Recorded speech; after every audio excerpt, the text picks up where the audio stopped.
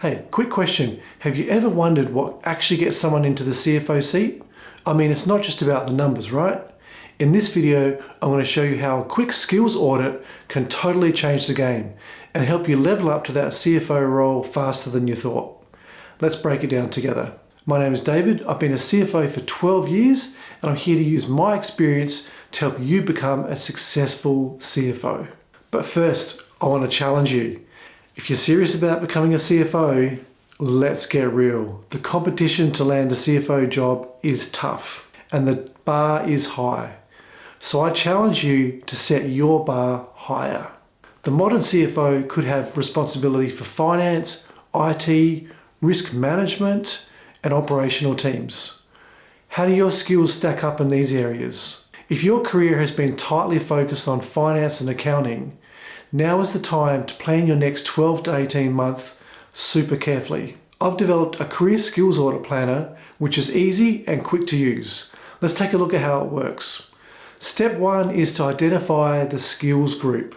We're going to start by choosing which skills to benchmark yourself against. I've listed a group of 20 possible skill areas which are relevant to the CFO role. You can add others or just start from this list. In my examples, I'm then selecting a group of 10 skill areas from this list, which is going to become my core list that I'm going to monitor my growth against over time. Now you could use more or less than 10. If you're early in your career, you might want to just use 5 to 8. Then we plot them out like you see here on the example, and the order that you place them doesn't matter. Now at the top of the column for each level is the maximum skill level. Think of this as the highly proficient level of ability for this skill, but in the context of as a CFO.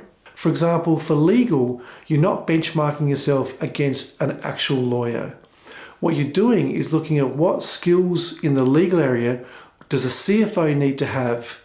As a CFO, you need to have awareness of business-related legal issues. You need to be able to interpret legal contracts, know how and when to seek legal advice, how to brief a lawyer, and what sort of matters you shouldn't comment on but defer to getting legal advice first.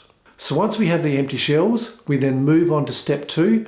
Now perhaps the most important step in a skills audit is plotting the baseline of where your skills are right now. And you have to be honest and objective about it, because overrating yourself won't help you develop an effective career plan. In this example, I've gone highest in finance and accounting, with the lowest in strategic planning and then board reporting. Reminder to like the video and consider subscribing if you're getting value from this video.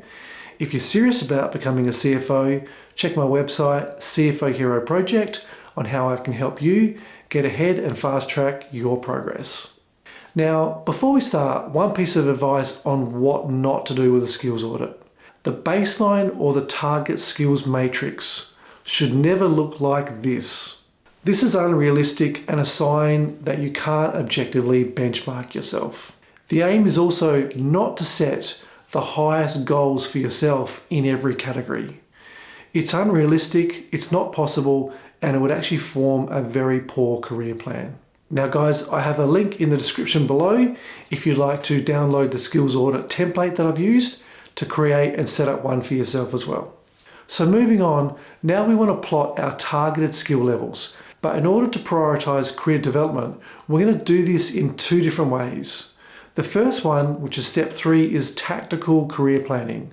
This is the short-term view. You can use it to plan your next career move and internal promotions. This might be in direct planning with your boss as part of career development, or even as part of evaluating a sideways career move. The tactical focus is what we're aiming to achieve in the next 12 months. So you can only pick a couple of areas to work on in this time frame, and they should be what you consider to be the most important areas that you need to develop for your next career promotion. In this example, I've shown 3 areas where some targeted skill building is planned, being ICT, project management, and risk management. Now, 12 months is not long enough to make significant skill level progress, so only moderate increases would be realistic to aim for. And then the next exercise is to move to step 4, which is strategic career planning. This moves to the long term now. This can be a 3 to 5 year time horizon. And you can also aim to be more ambitious. You should aim higher than what you think you would actually be able to even achieve in this time period. Keep in mind this tip. We often overestimate what we can achieve in the short term, but we underestimate what we can actually achieve in the long term. So set high goals for yourself at this level. And in this example, I've added more to the leadership skill as the primary focus skill set that I want to maximize as a CFO. But I've also identified the biggest skill deficits to work on are strategic planning and board reporting. The strategic skills audit step can also show what areas you are most interested in specializing in your career and where your passions lie. Your top 3 to 4 skill areas will become your secret sauce or competitive advantage, and they should intersect where your areas of passions are as well. But don't forget the most vital point.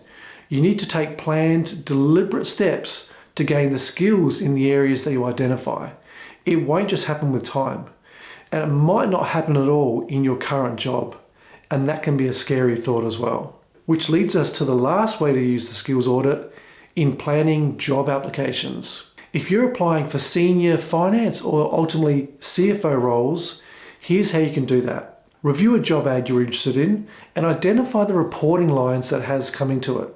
Check that against your own skills matrix baseline and the common areas that you already have competencies in. Next, identify your main strength areas that are your unique selling point, which overlap to the job responsibilities.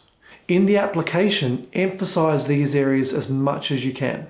Finally, in an interview setting, talk about how you proactively use a skills audit tool in planning your career and how you're going to work on individual skill areas and how that can be valuable to your future employer. Now overall, this career skills audit is a fairly simple tool, but one that few people would be strategic enough to actually incorporate into their career planning. And I'm challenging you to use it on a path to a CFO career. And remember, if you want to download the sample template, it's in the link description below. If you're a new CFO or aspiring to be one, I've got more content designed for you that you're going to want to check out, like this one here. And consider subscribing to get more real-life CFO experiences and tips to help you in your career. Bye for now.